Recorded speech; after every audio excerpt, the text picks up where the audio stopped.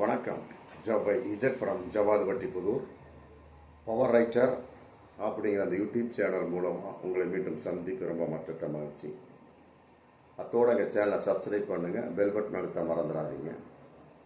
அத்தோட எல்லாத்துக்கும் ஷேர் பண்ணுங்கள். அதாவது மக வாழ்க்கையை அம்மா கெடுத்தாலாம். கிராமத்தில் இன்னைக்கு ஒரு பழமொழி சொல்லுவாங்க. அதன் அடிப்படையில் எழுந்த மிக கொடூரமான ஒரு சம்பவம். திண்டுக்கல் மாவட்டம் பழனிக்கு பக்கத்தில் நெய்க்காரன்பட்டி அப்படிங்கிற ஒரு கிராமத்தில் நடந்த ரொம்ப கொடூரமான ஒரு சம்பவம். இந்த மாதிரி சம்பவங்கள் நிறைய நடந்துக்கிட்டு தான் இருக்கு. இருந்தாலும் சில பெண்கள் திருந்துவதாக இல்லை. அதனால ஆண்கள் மிகப்பெரிய ஒரு பாதிப்புக்கு உள்ளாகிறார்கள். அதே நேரத்தில் மகள்களுடைய வாழ்க்கையும் அவ்வளவு ஒரு பொம்பளை தான். மகள்கள் அப்படிங்கிற பெண்களுடைய வாழ்க்கையும் பாதிப்படைகிறது. மகளுடைய வாழ்க்கை பாதிப்படைய அம்மாக்கள் என்றுமே சட்டை செய்வதில்லை.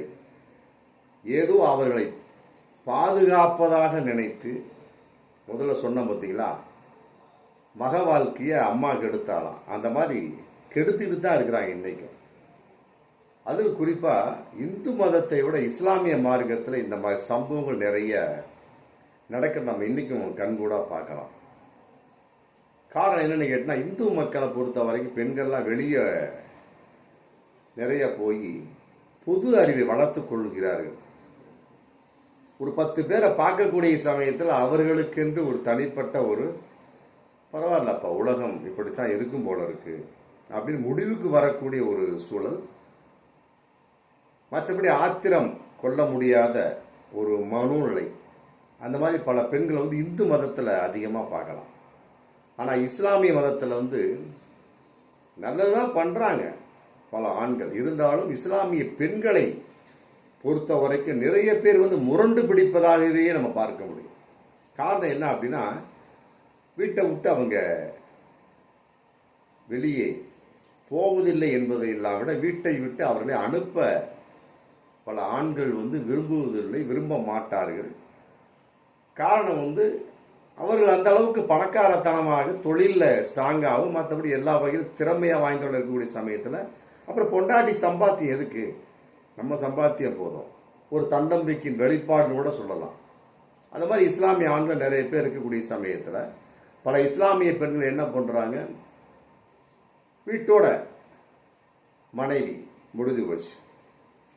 அதன் அடிப்படை என்னாவது அவங்களுக்கு புருஷன், மாமனா, மாமியா, குழந்தைகள், தன்னுடைய நிலைப்பாடு முடிஞ்சு போச்சு. மற்றபடி பொது அறிவு வளர்த்தக்கூடிய அளவுக்கு மற்றபடி படித்த இஸ்லாமிய பெண்கள் கூட இப்படித்தான் இருக்கிறாங்க. என்னதான் படித்தாலும் சரிங்க, 4 பேர்கிட்ட பழகினாதான் அந்த பொது அறிவு ஷார்ப்பு கூர்திட்டப்பட்டு கரெக்டாக உட்காரும். அதுவும் அங்கே இஸ்லாமிய மதத்தில் மைனஸ். அப்படி இருக்கக்கூடிய சமயத்தில்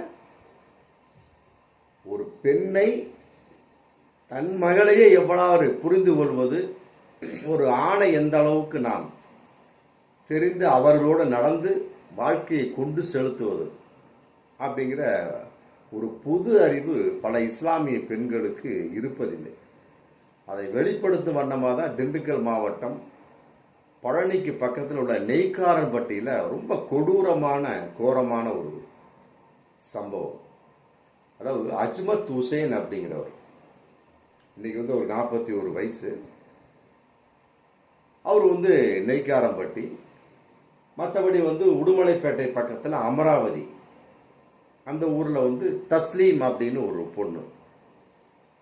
தஸ்லீமுடைய அம்மா பேரு ஆசியம்மாள்னு பேரு.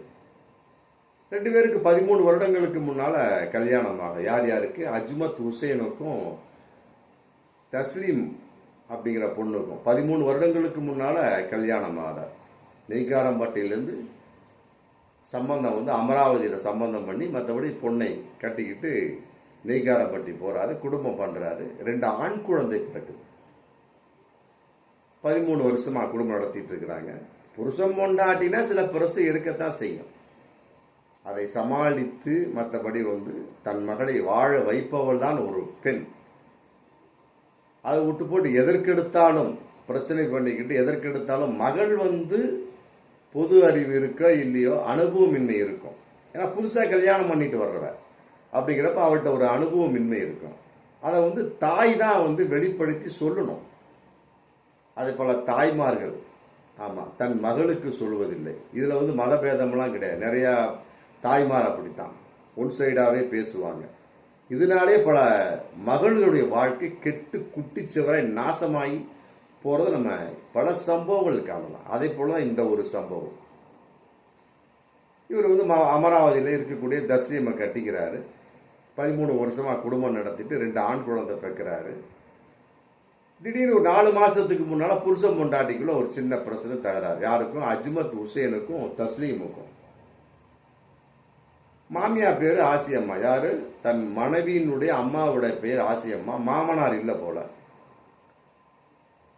அப்புறம் வந்து 4 மாசமா பிரிஞ்சு இருக்கக்கூடிய சமயத்தில் அந்த தஸ்லீம் என்ன பண்ணாங்க, புருஷனோட சண்டை போட்டுட்டு 2 குழந்தை ஆண் குழந்தை கூட்டிக்கிட்டு அம்மா வீட்டுக்கு போயிடுறாங்க. இவரும் சமாதானமாக சில விஷயங்கள் பண்ணியிருக்கிறாரு.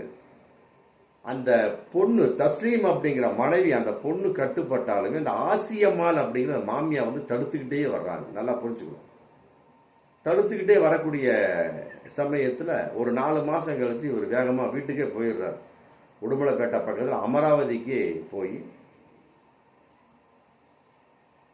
தன்னுடைய மனைவியை குழந்தைகளையும் 2 கூட்டிகிட்டு வந்து குடும்பம் நடத்தணும் அப்படிங்கிற கான்செப்ட் வரக்கூடிய சமயத்தில் அமராவதிக்கு போகிற சமயத்தில் வீட்டு கதவை தட்டார். வெளியே வந்து அந்த அம்மா ஆசியம்மாள் அப்படிங்கிற மாமியா மட்டும் அந்த அம்மா மட்டும் வர்றாங்க.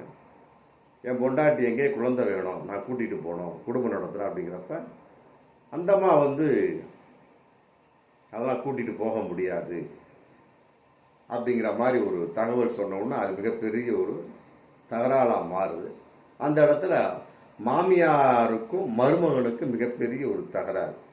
இதில் ஒரு சூட்சமம் இருந்து என்ன ஒரு விஷயம் அப்படின்னா, மாமியால் அப்படிங்கிற ஆசியம்மாள் வந்து தான் பொண்ணு வாழணும் அப்படிங்கிறத விட்டு அஜ்மத் ஹுசேன் அப்படிங்கிற மருமகனை எப்படியாவது விவாகரத்து பண்ண வைக்க வேணும் அப்படிங்கிற துடிப்பாக இருந்திருக்கிறாங்க. இது ரொம்ப கூறுது மறைமுகமான ஒரு நியூஸ். அதை வந்து அஜ்மத் ஹுசேன் வந்து தெரிஞ்சுக்கிறார். அதையும் வந்து அந்த வாக்குவாதத்தில் சொல்கிறார். புருஷன் பொண்டாட்டி கல்யாணத்துக்கு பிரச்சனை நடக்கிறதாங்க, அதை பற்றி ஒன்றும் கிடையாது. இப்போ நான் வந்து என் மனைவியை கூட்டிகிட்டு போகணும், 2 பசங்களையும் கூட்டிகிட்டு போகணும், நான் வாழணும்.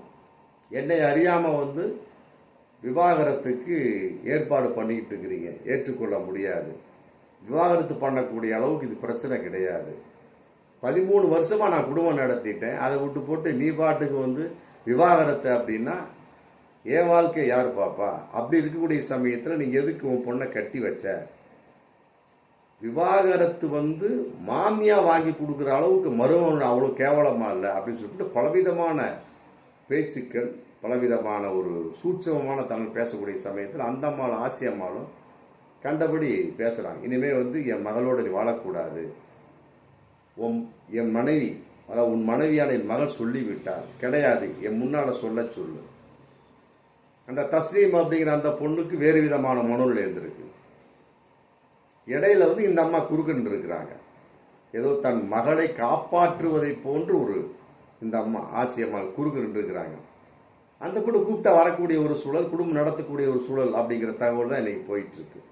ஆனால் இதை கெடுக்கும் வண்ணமாக ஒரு மகளின் வாழ்க்கையை கெடுக்கும் வண்ணமாக ஒரு தாயினுடைய ஒரு நிலைப்பாடு.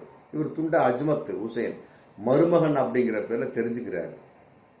இதெல்லாம் சொல்லி காமிக்கிறார். காமிச்சோன்னா அந்த அம்மா வந்து இன்னும் வாக்குவாதம் போக போக என்ன ஆகிட்டு இவர் என்ன பண்ணுறாரு, முத்திருச்சு. அது எப்படி நீ என்னுடைய சம்மதம் இல்லாமல் உன் பொண்ணை வந்து என்னை விட்டு விவாகரத்து பண்ண வச்சிருவ? உன் பொண்ணுக்கு சம்மதம் இருக்குது, அதை விட்டு போட்டு அவளுடைய சம்மதம் இல்லாமல் நீ எப்படி திட்டம் போடலாம்? அப்புறம் கல்யாணம் பண்ணி வச்ச? மகளை சேர்த்து வாழ வைப்பாங்களா, டைவர்ஸ் பண்ணுவாங்களா அப்படின்னு சொல்லிட்டு என்ன பண்ண பயங்கரமான வாக்குவாதத்தின் அடிப்படையில் பேச பேச டக்குன்னு ரெடியாக தான் போயிருக்கிறார். இன்னைக்கு ஏதாவது ஒரு முடிவு பண்ணி சொல்லிவிட ஒரு கத்தியை வாங்கிட்டே போயிருக்கிறார். ஒரே குத்து சத்தக்குன்னு குத்திடுறார் மாமியால். மருமகன் குத்திடுறார். அந்த அம்மா துடிச்சு ஸ்பாட்லேயே இறந்துடுறாங்க. அந்த அளவுக்கு வேகமான குத்துக்கள். உடனே இவர் தப்பிச்சு போயிடுறாரு. அந்த அம்மா அலறலை கண்டு என்ன பண்ணாங்க, பக்கத்தில் உள்ள போலீஸ் ஸ்டேஷனுக்கு ஃபோன் அடிக்கிறாங்க. வந்து பார்த்த உடனே அந்த ஆசி அம்மாள் இறந்து கிடக்கிறாங்க. கொலை செய்த மருமகன் வந்து தப்பிச்சு போயிடுறாரு. அப்புறம் என்ன 2 நாள் பிடிச்சிடுறாங்க. அது ஒன்றும் பெரிய விஷயம் கிடையாது. ஒரு இடத்துல பம்மி இருக்கிறாரு, போய் பிடிச்சிடுறாங்க. பிடிச்சி அவர் வாக்குமூலம் கொடுக்கக்கூடிய சமயத்தை அதான் சொல்கிறார், என் பொண்டாட்டியை நான் தனிமை கூட்டிகிட்டு வந்து வாழணும்னு ஆசைப்பட்ட இந்த அம்மா மாமியார் அப்படிங்கிற முறையில் அந்த பொண்ணு தாய் அப்படிங்கிற தடுத்தார்கள். மற்றபடி குழந்தையை பார்க்கக்கூடாது தடை போட்டாங்க. என் குழந்தையை நான் பார்ப்பேன், மற்றபடி வந்து என் குழந்தையை கூட்டிகிட்டு போய் அந்த என் மனைவியோடு வாழத்தான் போனேன். இதை வந்து இந்த அம்மா வந்து குறுக்க இருந்து தடுத்தார்கள். அதனால் நான் கொலை செய்தேன். என் வாழ்க்கையை தீர்மானிக்க இந்த அம்மா யார்? பொண்ணை கொடுத்தாலா அதோட முடிஞ்சு போயிட்டே இருக்க வேண்டியதான். மகள் ஒத்துழைக்கக்கூடிய சமயத்தில் மாமியார் அப்படிங்கிற முடியும் அம்மாங்கிறப்ப இவள் யார் குறுக்க அப்படின்னு சொல்லிட்டு வாக்குமூலம் கொடுக்குறார். விளக்கம் நான் யோசிக்கணும். இதன் அடிப்படையில் பார்க்கின்ற பொழுது மிக ஒரு நுணுக்கமான ஒரு விஷயம்லாம் நிறையா படுது. இன்னைக்கு அப்படிதான் பல விதமாக போயிட்டு. இன்னும் சொல்லப்போனால் பல மகள்கள் வந்து அம்மா இருக்கிறதுனாலே வந்து ஆட ஆரம்பிச்சிடறாங்க. அதன் அடிப்படையிலே வந்து பல ஆண்கள் வந்து நிம்மதியற்ற ஒரு நிலை. ஒரு மனைவி கரெக்டாக அமைஞ்சிட்டா அப்படின்னா ஒரு ஆண் வந்து அவன் வந்து மலையவே தாண்டி அவன் மிகப்பெரிய ஒரு டாப்பில் இருப்பான். அதை பல பெண்கள் புரிந்து கொள்வதில்லை. மனைவியாக வரக்கூடிய பல பெண்கள் ஒரு சின்ன பிரச்சனையை கூட பெரிது பண்ணி மாமியார் அப்படிங்கிறப்ப அந்த அம்மா என்ன பண்ணுறாங்க, பெருசுபடுத்தி ஊதி தாம் மகளவே வந்து புருஷனை விட்டு கூட்டிகிட்டு போகக்கூடிய பல அம்மாக்கள் இருக்கிறாங்க. வாடி பெட்டி படிக்க தூக்கிட்டு வந்துரு, ஆமாம் சீர் வருஷ ஜாமானத்தை தூக்கிட்டு வந்துரு. அந்த பொண்ணு சும்மா இருந்தாலுமே கூட இவர்கள் தூண்டி தீபமேற்றி அதை எரித்து நாசம் பண்ணி குடும்பத்தை கெடுத்து அந்த மாதிரிலாம் பல பெண்கள் இன்னைக்கு இருக்கிறாங்க. தானும் வாழாமல் தன் மகளையும் வாழ விடாமல் பார்க்குறான். அதனால் அஜ்மத் ஹுசைனாக பல ஆண்கள் மாறக்கூடிய ஒரு சூழல். நல்லா புரிஞ்சுக்கிட்டீங்களா? பெண்ணினுடைய ஒரு வாழ்க்கைங்கிறத வந்து அம்மா வந்து தீபம் ஏற்றி பார்க்கணும். வாழ்க்கையில் பல விஷயம் ஏன் அந்த அம்மா அனுபவிக்கலையா? அந்த அம்மா தாம் புருஷன்கிட்ட வந்து இந்த மாதிரிலாம் பல விதமான சம்பவங்கள் அனுபவிக்கல. அதை பொறுத்து கொள்ளக்கூடிய அளவுக்கு நீ இருக்கிறப்ப அந்த விஷயத்தை மகளுக்கு சொல்லிக் கொடு. அப்புறம் அவளும் பொறுத்துக்குவா. அதை சொல்லி கொடுக்கறதில்ல. உடனே தாட்டு பூட்டு தெக்கால வர இவன் மட்டும்தான் புள்ள பெத்த மாதிரி எல்லாத்தையும் பண்ணிக்கின்னு நாசம் பண்ணி பல ஆண்களை நிம்மதியற்ற நிலைக்கு கொண்டு செல்லக்கூடிய பல பெண்கள் மாமியார் என்ற முறையில் மருமகனை நிம்மதியற்ற முறையில் கொண்டு செல்லக்கூடிய பல அம்மாக்கள் குறிப்பாக பெண்கள் இருந்து கொண்டிருக்கிறார் அப்படிங்கிறது இந்த சம்பவத்தின் மூலமாக தெரியுதுலாம். வந்து ஒரு சாம்பிளான விஷயமாக இருந்தாலும் எங்கேயோ எல்லாம் நடக்க வேண்டும், அங்கே நடந்துக்கிட்டு தான் இருக்குது. ஆனால் பல பெண்கள் அம்மாக்கள் திருந்துவதில்லை. இதுக்காக நம்ம என்ன பண்ண முடியும்? ஒரு 3 விஷயத்தை பண்ணலாம், அவ்வளோதான். அம்மா இருக்கிற வீடாக பார்த்து பொண்ணு கட்டக்கூடாது, அவ்வளோதான். ஒரு ஆண் நிம்மதியாக இருக்கலாம். அம்மா வீட்டில் அம்மா இருக்கக்கூடிய வீடு இருந்தால் தானே நீ பொண்ணு கட்டினா தான் நீ கூடவே அவள் வருவா. மக வாழ்க்கையை கெடுப்பாள். அம்மா இல்லைன்னா அவள் கெடுக்க மாட்டான். எங்கள் கிராமத்தில் இந்த மாதிரி விஷயங்கள்லாம் இன்றைக்கி போயிட்டு தான் இருக்குது. ஏன் பல பெண்களே சொல்கிறாங்க, ஆமாம் மாமியா இல்லாத குடும்பமாக பாருங்கள், நாத்து நாய் இல்லாத குடும்பமாக பாருங்கன்னு சொல்லிட்டு புரோக்கர்கிட்ட சொல்கிற பல பெண்கள் இருக்கிறாங்க. அப்படி இருக்கிறப்ப பல ஆண்கள் இப்படி திங்க் பண்ணுறான். மாமியா இல்லாத குடும்பமாக பாருங்க போட்டு அவன் திங்க் பண்ணுறான். ஆமாம், அந்த மாதிரி 2 பொண்டாட்டிக்கார வீட்டில் கல்யாணம் பண்ணலாம், ஒரு பெண்ணை எடுக்கலாம். ஆமாம், ஏன்னா இவன் வந்து பிரச்சனையும் நாங்கள் போக முடியாது. அங்கே சித்தின்னு ஒருத்தி இருப்பான், செருப்பை கட்டிட்டு உட்காந்துருப்பான், முடிஞ்சு உள்ள நுழையவே முடியாது. அப்பங்காரன் பார்ப்பான், மூத்த பொண்டாட்டினுடைய பொண்ணு கல்யாணம் கட்டி கொடுத்துட்டோமா வாழ்க்கைன்னா அப்படி தான் இருக்குன்னு போட்டு, ஏன்னா அவன் 2வது பொண்டாட்டி இவளுக்கு சித்தி இல்லையா, அவளையும் பார்க்கணும், இவனும் குடும்பம் நடத்தணும். அப்படிங்கிறப்ப அந்த பொண்ணை தாட்டி விடத்தான் பார்ப்பான். அப்படிங்கிறப்ப அவன் அங்கே போக முடியாது. புருஷனோட அண்டி ஒண்டி நல்ல நிம்மதியாக சந்தோஷமாக குடும்பம் நடத்துவான். இல்லையா, அனாதையான ஒரு பெண்ணை பார்த்து கல்யாணம் பண்ணுங்க. பெற்றோர்கள் அப்பா அம்மா இல்லாத அனாதையாக இருக்கக்கூடிய பெற்றோர்களை கல்யாணம் பண்ணிங்கன்னா கட்டாயமாக ஆமாம் மாமியார் தொல்லை இருக்காது, மற்றபடி எந்த பிரச்சனையும் இருக்காது.